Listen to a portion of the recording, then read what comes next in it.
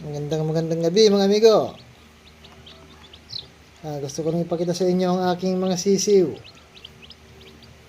Ito may itlog na isa. Yung kanilang inahin ay namimisa pa. Umalis na. Kaya kinuha ko. Ito may sisiw pa to. Kagabi may napapisa tayo sa kanila.